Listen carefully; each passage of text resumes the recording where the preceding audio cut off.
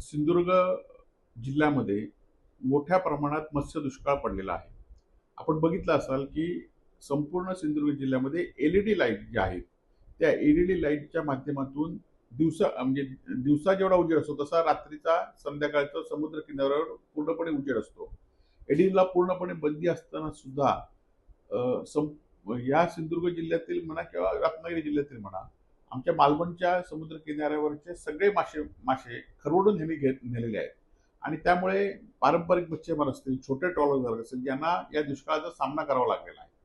त्याचबरोबर एकीकडे मत्स्यमंत्री सांगतायत की दुप्पट उत्पादन आपण निर्यात केलंय, परंतु हे निर्यात केलेलं उत्पन्न हे एलईडी धारकांनी पकडून हे केलेलं आहे, बाजारात आणलेलं आहे.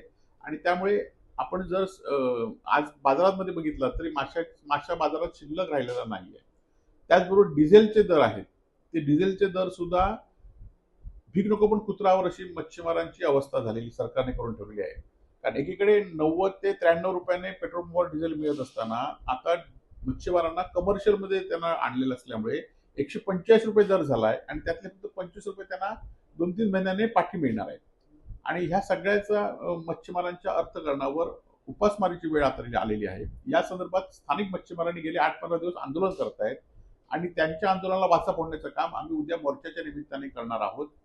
त्याचबरोबर या जिल्ह्यातील मत्स्यमंत्री असतील त्या घोषणा करून सध्या वस्तुस्थिती मात्र एलईडीच्या विरोधात कुठली कारवाई केली नाही. अधिकारी सांगतायत की आम्ही कारवाई केली तर स्थानिक आमदार आहेत ते त्यांना सोडायला सांगतायत.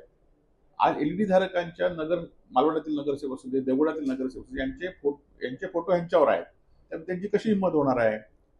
त्याचबरोबर निलेश राणे हे माझ्यावर टीका करतायत. आमचा विरोधाला विरोध नसतो, तर जे आंबा काजूच्या विरोधात शेतकऱ्यांनी जे आंदोलन केलंय त्यांना आम्ही आंदोलनाचं नेतृत्व केलंय. काल वाळू बेकायदेशीर वाळू चालली आहे त्याच्या आंदोलनाला आमचे नेतृत्व केलंय. आज मच्छीमारांनी जे आंदोलन केले त्याला आम्ही पाठिंबा दिलेला आहे. आणि त्यामुळे विरोधाला विरोध करण्याचं कारण नाही. खरं तर तुम्ही आपल्या वडिलांचा पक्ष सोडून दुसऱ्या पक्षात आलात आणि आमदार झालात, आर्थिक गणितं तुम्ही केलीत हे सगळ्यांना माहिती आहे.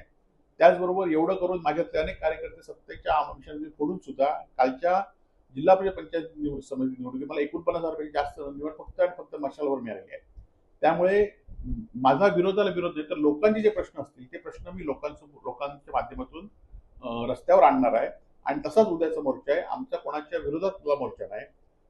आमच्या स्थानिक मच्छीमारांनी आणि आमच्या पदाधिकाऱ्यांनी मी नसताना 2.5 तारीख की 10 तारीख ठरवली होती. आमच्या नारायणच्या वाढदिवसाला आमच्या शुभेच्छा आहेत. त्याचबरोबर उद्याचे मुख्यमंत्री येत आहेत, त्यांच्याकडनं आमच्या काही अपेक्षा आता राहिल्या नाहीत, कारण आम्ही स्वतः त्यांना भेटलो होतो.